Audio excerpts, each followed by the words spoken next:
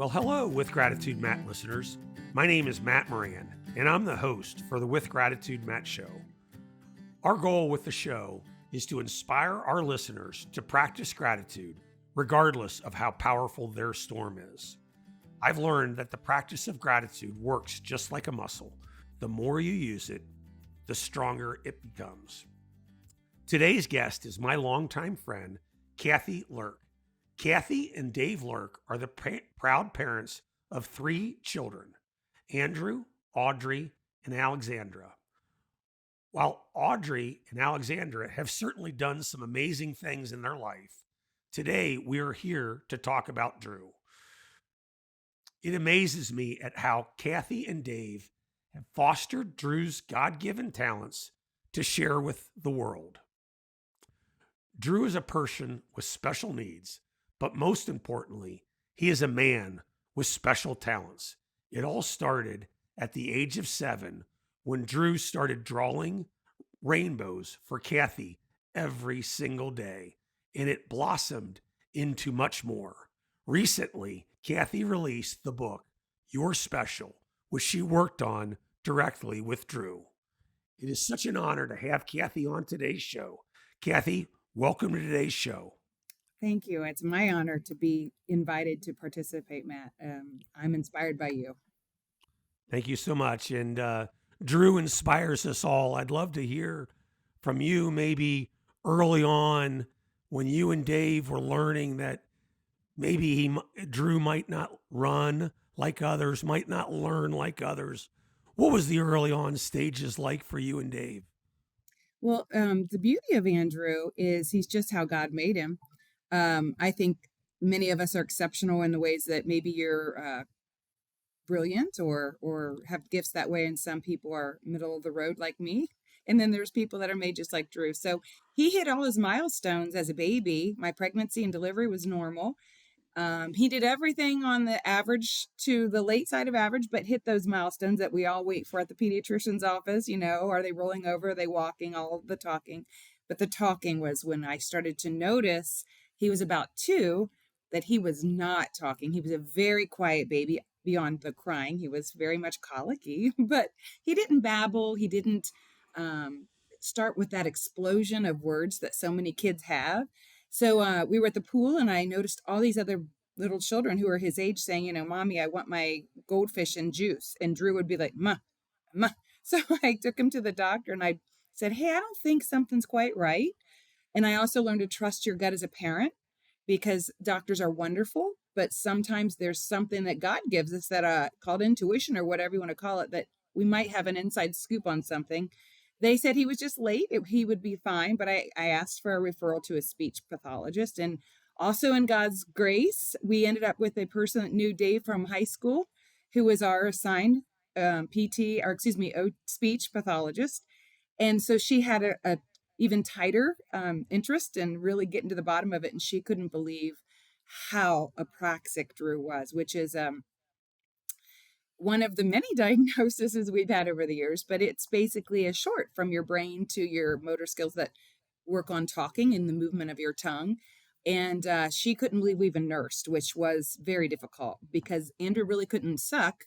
And he also had trouble, if you imagine putting peanut butter on both sides of your mouth, he cannot to this day take his tongue and reach that. He moves his head instead of his mouth. So many appointments to speech, we started to get him speaking, but that was just the beginning of what we began to see as so many more diagnoses and challenges, if you will. Yeah, I can't imagine what that would be like going through that um, with the dreams of your son doing X, Y, and Z, and now to learn that he may not do X, Y, and Z. But I know he's enriched your family in so many different ways. Maybe speak to how he's brought the family closer together and taught you how to love Dave as a wife more, as a mother to Audrey. Talk a little bit about what Drew's done for the love that you have for each one of your gifts inside your home. He's really taught the girls and us compassion beyond. I would like to think we were compassionate people, but patience, compassion. And the girls would say we love him with our whole heart, but he drives us crazy, which is total normal siblings.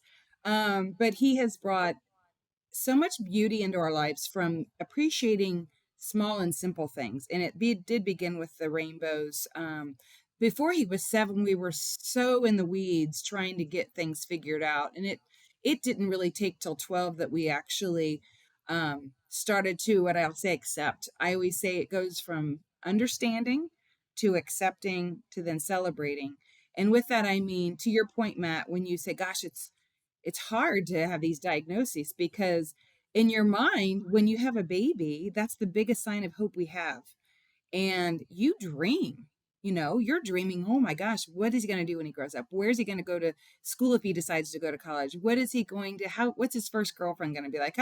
How is he going to be? Is he going to be an athlete or you don't dream that you're going to get this kind of news. So you accept later, you understand at first, but then you go into fix it mode. You put money, energy, time, all of your hopes into let's get him back on track. How can we fix him? We're going to get him typical.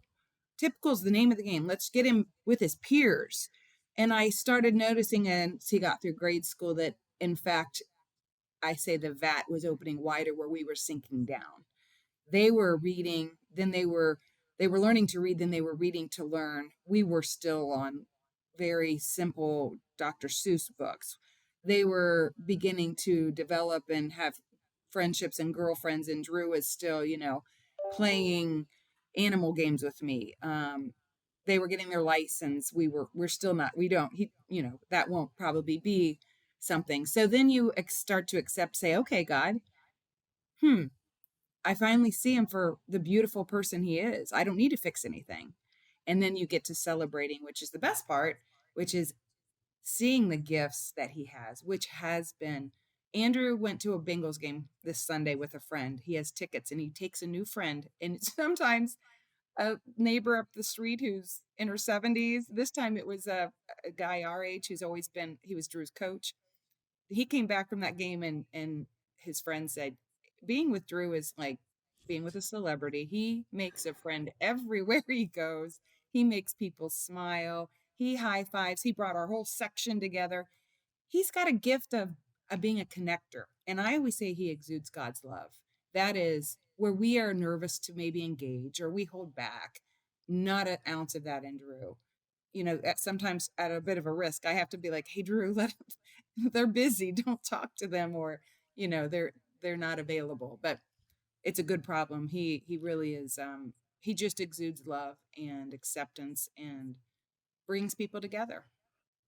I feel like, you know, from what I can see, his uh, the community's embracing him certainly, but I think it's just getting started. I mean, you just launched this book within the last week, um, and at what point was it that you felt like you really needed to work to share these gifts that you guys see in your own home, but it needs to be shared with more? And I think the book is trying to do that. But he's handed out, I think, over 18,000 rainbow cards to people all over the country. I know we talked about a trip to New York City. Maybe share a little glimpse of what you've seen and how Drew's presence can really change how somebody looks at the day that they're living today. I'm going to tell you, it is the most astounding thing. Starting at age 7, he made me a rainbow every day. He didn't stop. And at one point, I just thought, you know what? Drew isn't doing some things that other people are doing, but he does this every day, and it brings me such joy. So I put him on a business card. And on the back, I put Drew's picture. The front was his hand drawn rainbow. And then the back, I put his picture, a really cute picture of him that said, one rainbow at a time. Drew's trying to remind everyone they're special. And I just, because he's such a connector, I thought, here, honey, here's a stack of them. When we go to Kroger or when we go out in the community at the zoo, pass out your card if you want. And I was astounded at the reaction. There could be an older woman in a pretty floral dress, and he would give her that card at Kroger and say, "You're beautiful." And she gets choked up and says, "Young man, I haven't been told that in years. Thank you." And then she asks me, and she literally has welled up her eyes, trying not to kind of start crying. She said, "Can I give your son a hug?" And then I'm starting to cry in the middle of the banana section. And it just makes me realize his gift is different, but he's gonna touch more people than I could ever hope to. In basically a month, he does. He does this daily. To your point, all over the country. When we were in New York City, he gave one out to this girl at the Grand Central Station, and she stopped almost in her tracks, kind of angry, like, "Why'd you give me that?" And he goes, I don't know. I just wanted to tell you you're special." And she again starts getting emotional, and she says, "I was going to make a decision today that would cut my life short." And I Wow. feel like she was talking suicide, and she Wow. hugged him without asking. I didn't care, of course, but she grabbed onto him and they embraced. It just still chokes me up for 30 seconds. And she said, "Thank you. This is exactly what I needed today." And I Well, thought, there it is again. Yeah. that one woman in New York City, that's reason enough to for him to continue. Yeah, That it's one individual, and it's just getting started. So embrace yourself. I mean, this book, I'm really excited about it. Maybe if you could, Kathy, share a little bit about what the listeners today can expect when they pick the book up. thank you. Yeah. It's a daily devotional. It's 365 reflections. Each day there's a challenge called a rainbow reflection. And it might say, "Go out and say hello today." And then I share a snippet of an example of Drew doing that. And that one about the older lady in the Kroger is in there. And it's a challenge to be more like Drew and in the way that he sees the world. Look at the world through the lens of people with exceptionalities. I interviewed, it's not just Drew, although most of the majority, because he's been my son. So I would started to jot down things he taught me over the years. And it came to me like I should share this. And so then I thought, let me talk to Maria, his good friend. Let me talk to John, his other good friend. And all of these individuals have different exceptionalities. I like to say that, not disability, because they're exceptional. And just like you're exceptional, Matt, and we all have gifts and talents. So I use that term just to kind of pivot the definition a bit. But I then tied those to scripture, and it was so easy because they are love. And so when you g go to the Bible and say, "What does God say about being friendly?" And I would have all of these choices. And I tried to tie the scripture selection that I could find that was simple. I didn't want it to be verbose or very heavy because it didn't feel like it would reflect Andrew's language, because he's very his comments are simple, and I wanted to try and match as best I could. And so that's the premise. It's 365 stories, simple. One day he walked in and he could tell I was kind of worried about something, and he put his hands on my shoulder and he goes, "Mommy, quit worrying. God will take care of it." And I thought, yeah, let me just That's give it right. up. But That's I right. forget that. I always say in Maslow's hierarchy, the arrived and actualized people, I think they're people with exceptionalities. We're worrying about, "I gotta get food on the table. We gotta pay the mortgage. We gotta plan for the holidays." They don't. They're up here looking at the world in a much cleaner, bright, loving way. That's awesome. How do his siblings um, react when he gets all of? I mean, I'm sure you're out, and he gets a lot of attention because he's sharing his gifts with so many. How do his siblings react when they see this? Well, of course, it's can be annoying sometimes, right? And they'll be like, "Drew, can you not pass a card out today? We just want to take a walk in the wherever we're sightseeing or something." Yeah. But he also has this way. I choke because I think he's like Mr. Magoo, and Matt, that's gonna show our age a bit because he Mr. Magoo would have stuff good happen to him all the time, or something that could be disastrous doesn't happen. Drew has that quality. We'll be sitting somewhere, and before you know it, someone sent over a dessert because he had given him a card.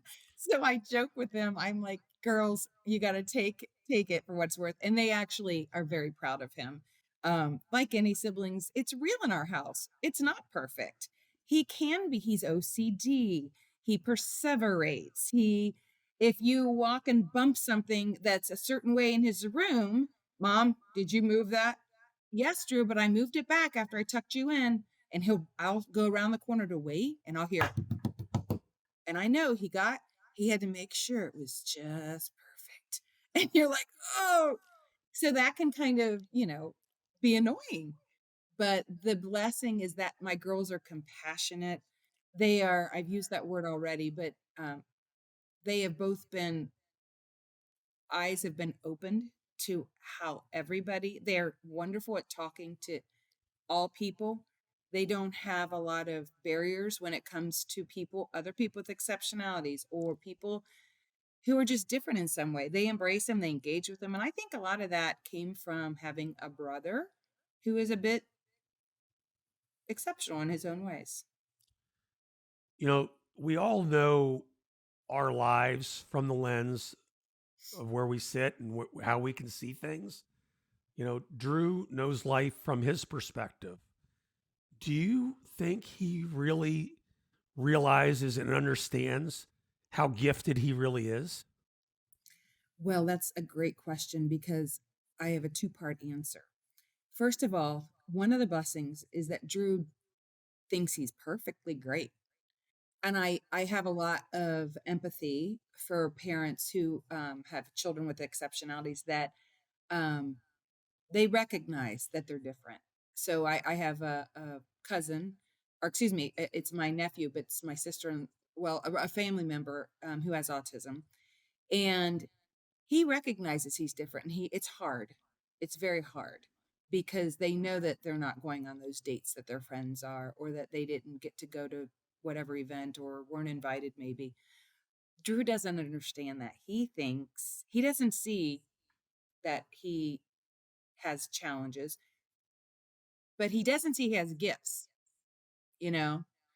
However, he's funny in the way that it's one of the days in the book. He will ponder things like this. Huh, what is it, Drew? I don't know. I don't know what I should do next year. I don't know if I should be a quarterback with Joe Burrow on the Bengals or if I should get on Dancing with the Stars because I'd probably win. And what I'd do with the money is I'd get closer seats to the Bengals football team. He thinks he can do anything. I Well, he could play. can. He He can. can. It's He well, my can. one of my goals, Matt, is to somehow through Drew's Rainbows Foundation, this is one of my to-do list, is to get him on the field with some kind of fundraiser at a Bengals game in a jersey and have a Bengal throw him a football. And he can say I played for the Bengals because he says, Mom, you say I can do anything I put my mind to. And he's right. So I'm going to work on this. It'll be a new goal. I think it would show people so much like, yeah, let's make some dreams come true. And to him, that would be enough. He would say How I played. excited how excited was he last year when they went to the Super Bowl? Um, I can't speak to it because he lost his voice. He ran around the house, around the yard. And his big thing, this is cute. He's like, if we win the Super Bowl, I'm gonna stay up till 1 o'clock. Like that's the big, and he can have as many pops as he wants all day. So soda. If you're on the East Coast, I know I say pops, but I'm a Midwest girl. I know it's That's soda to a lot of. awesome. If you're in the South, it's Cokes, right? Well, his Bengals are playing well right now. I saw last night at something I Yeah. can't remember who it was on ESPN, but they were second top rated team in the NFL right now behind the Eagles. So we'll see how things pan out.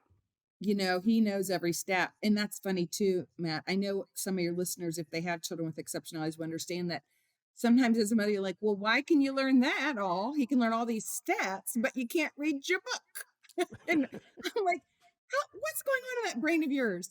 I'll never know. But there are certain things because he's very, very well versed when it comes to his sports. And that's another thing. Why aren't these individuals, why isn't he on ESPN with a Drew's Corner? Why aren't we putting exceptional people? in more and more of society. Because I'm going to tell you what, ESPN's ratings would go through the roof if they said, all right, if you got his his cousin who has autism and Drew, because they can talk with the best of them, I'm telling you, people would love it. And that's what we need to get to. We need to not, they used to be in homes. Now we've got them in out of that scenario, but we're going in the right direction. But I want people to see these kids, these human beings, as part of our grain of our society. They should be at the party. They should be included. And it's not a favor. Oh, that was so nice that they invited Drew. No, they're lucky. They got to spend time with a great person. So we're Right. getting there. I think we're growing. I think we're doing better as a society. And I know both you and Dave, growing up, you were athletes yourself, and you so wanted your children to be athletes as well. Drew participated on the football team when he was at Marymount, and I'd love to hear maybe share a little bit about that experience and how the team really embraced Drew. Oh, I love this so much that you asked me because he played for Cougar football, which was CYO, and it was the third, fourth, fifth, and part of the sixth grade, but he didn't. Drew never got playing time. In the book, there's an excerpt that I included from one of the coaches, and I put it out every Christmas because it moves me every time I read it.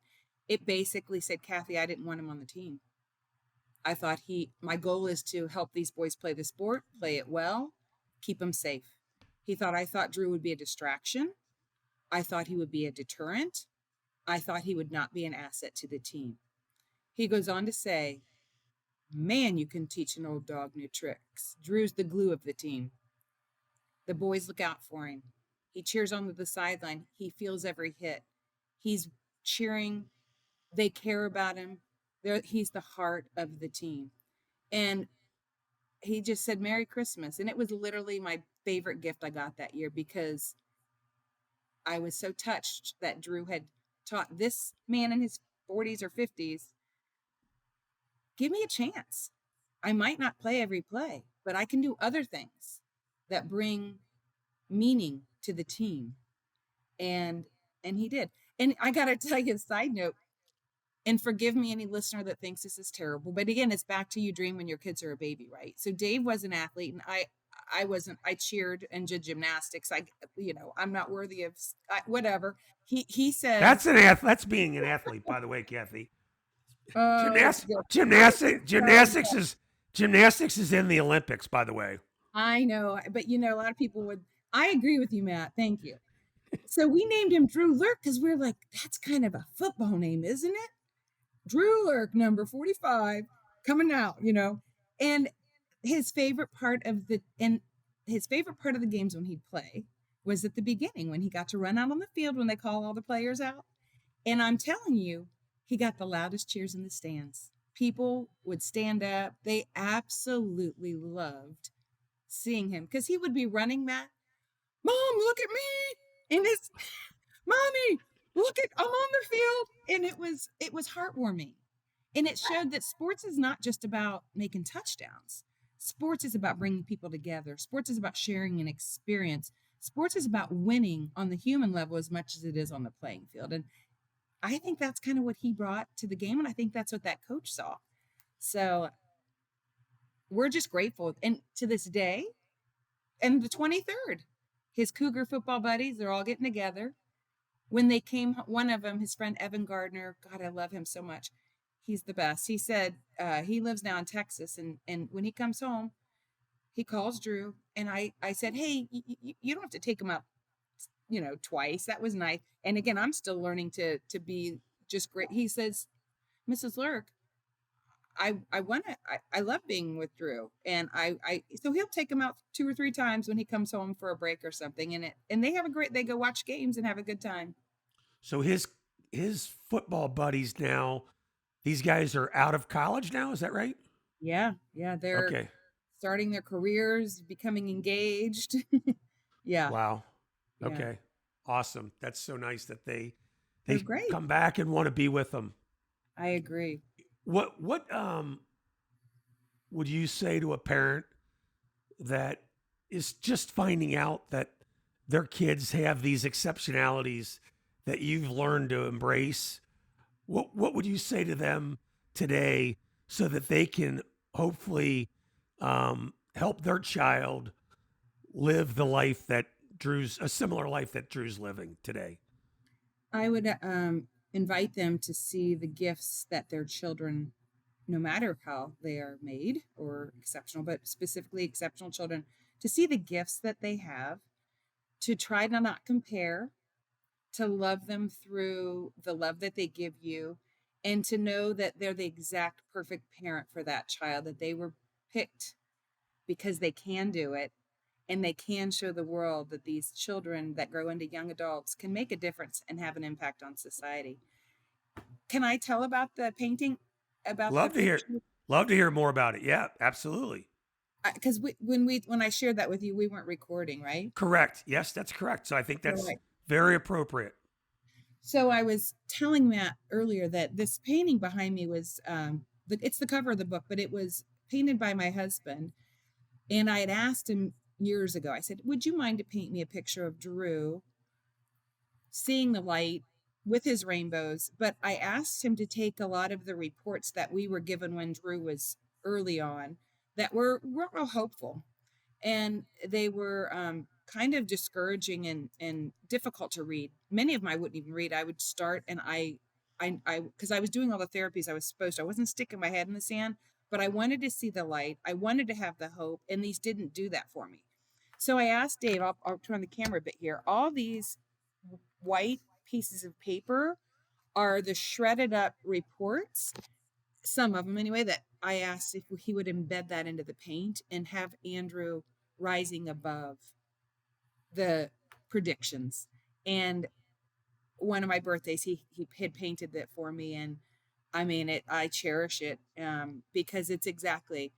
I I encourage parents to see the hope, to see the value, to see the gifts, and that they can rise above.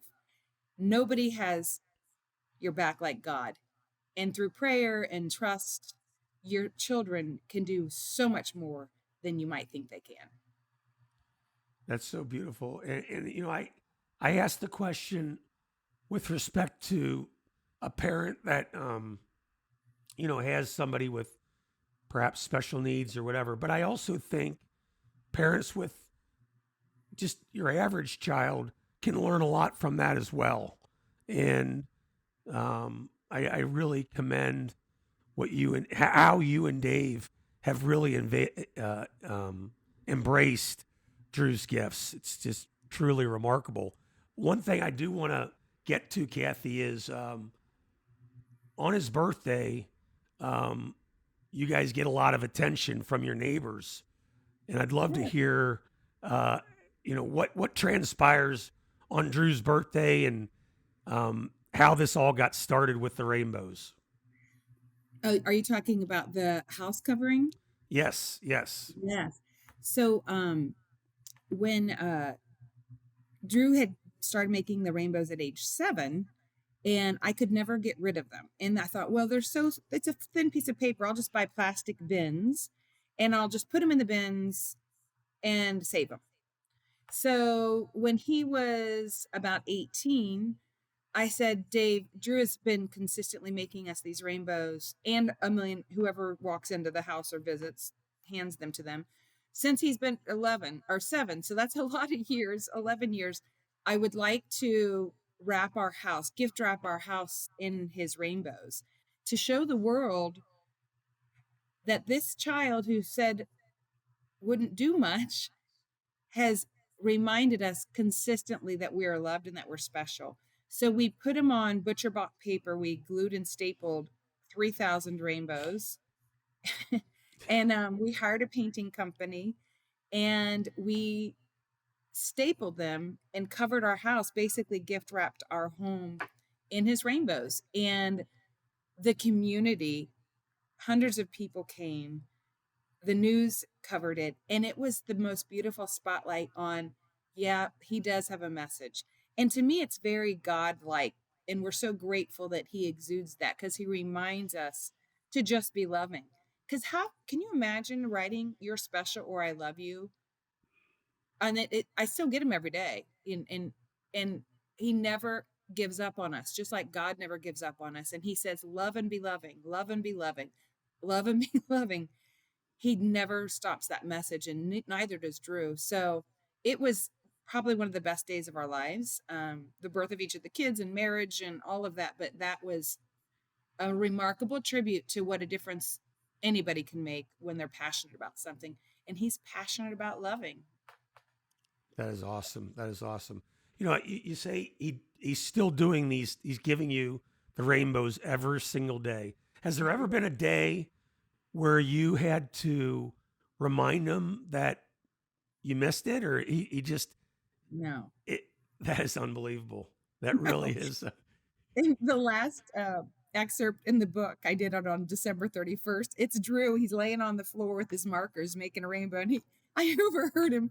He just cracks me up. He says, well, he's talking to himself. He's drawing.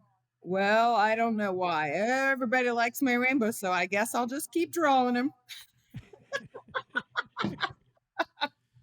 It made me That's funny. laugh. I thought, how cute is that? I don't know why they like them, but they do, so I guess I'll keep doing it. And so, yeah, I thought that was a perfect way to end the book because he'll continue. He will continue. I know. And sometimes he gets, because he just wants to give them all to me. Sometimes he'll do a month at a time. So like November 1st, this November, he did 31, and they're beautiful. They're big, beautiful. I mean, it takes him a long time. Um, and he puts the date on each one, and then I have to check, and then he gives them to me each day. But sometimes he likes to get ahead of the drawing. That's beautiful. Um, you know, you've learned to be really grateful for the gifts that he's brought you and all the joy that he's brought you. But when you think about gratitude, and we've got a show around gratitude, um, what are some of the things beyond just Drew that you're most grateful for in your life? Oh gosh, that's easy because it's my faith. Without it, I couldn't have gotten through a lot of things. So I'm grateful for that. I'm grateful for family and friends, our community in Cincinnati. Well, my family first of all, before even community is. I was so blessed with amazing parents. That's awesome. Is there any, To make no, that's We lost my dad 2 years ago, so it's kind of hard, but they just taught me to be grateful and that your smile is your best accessory and to see everything half full. And so he's with you that's, I every think, day.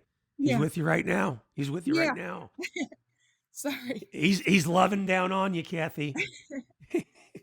Ah, So no, that's fine. I can only imagine what that day will be like for me when that happens. Fortunately, we still yeah. have both of my parents, but Oh, you're so lucky, and it's yeah, great. It's fine because I do have all the memories, and he taught us so much, and my mom's with us. But and the community of Cincinnati is amazing. I did you know I learned this from someone recently. Almost every year we're on the top 10 lists for philanthropic cities. And we're competing with the big ones like New York and Chicago. And I'm not surprised, but I'm so honored to be in Cincinnati, and the community is they got behind Drew. I mean, they are Team Drew. They pick him up for ice cream. They love on him, and they are just so authentic and real about it. And he's the mayor of Hyde Park. that's awesome. That's awesome. One thing I wanted to ask earlier, but I didn't. You were talking about the Bengals and his love for the Bengals. Has he had the opportunity of meeting any of them? Not really. No. Okay. One time one of his teachers at Clark, uh she had a connection, and we were down where they were leaving the stadium, and he like got to say hi, but not really like meeting and actually having conversation or anything. The only reason I bring this up because I do think I mean we need to figure out a way to make that happen. That'd be great. You know, I live up here in Buffalo, and we have our quarterback up here is Josh Allen. Recently, we had on the show as a guest um, Nate the golfer. He's got cerebral palsy, Wow. and but he through him, he's got a love for the Bills, but he's because of this and his love for the Bills, he's developed a personal relationship with Josh Allen, and Um, we need to figure out a way for Drew to get connected with Drew Burrow, and I gotta believe that somebody like Joe or maybe not even Joe, but others, they would just love to be around Drew. I would think. he said, "This is the cute stuff. Mommy, can we send everybody on the Bengals my book?" Yeah. So he gives me ideas, and I did find out Zach Taylor's sister has Downs. Was that right? So Yeah. There you maybe go. that'll open some doors, and Well, no, maybe Zach. I mean, 2023. Zach seems like a good guy, and He I does. mean, I, I would have to. There's got to be an opportunity there, so I think we should look into that. I mean, he Thank you. loves the Bengals too much, and So true. um, they, yeah. So, listen, it's so awesome to see you and to be with you, and I know our listening audience is just going to love hearing more about Drew's gifts as we kind of bring the conversation to a close. I ask, all of our listening audience or all of our guests a very similar question. Um, you're doing a remarkable job in parenting Drew. I mean, his gifts are being shared with so many. I can't imagine how difficult that must have been at times. I'd love you to, maybe it's just being the parent to Drew. I don't know, but maybe talk about one of the hurdles that you've had to face in your life that as time went on, you've learned almost how what a blessing it has been to go through that experience and what that experience has taught you. And if it's your son Drew, great, but if it's something else, I'd love to hear maybe a little bit more about that hurdle that you've had to face.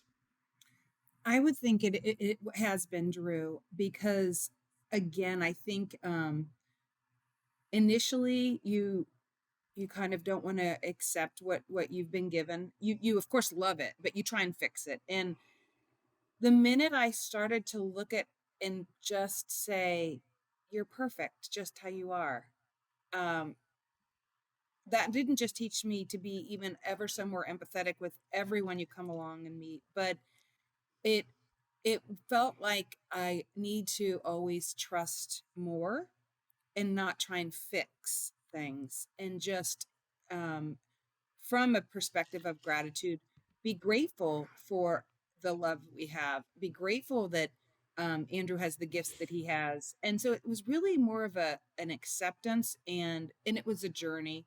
When I talk to newly diagnosed parents, I see and I know they'll be telling me, and I can see the anguish, and I just hold their hand. And I say, just trust me that it'll be fine and that you've been given a beautiful gift.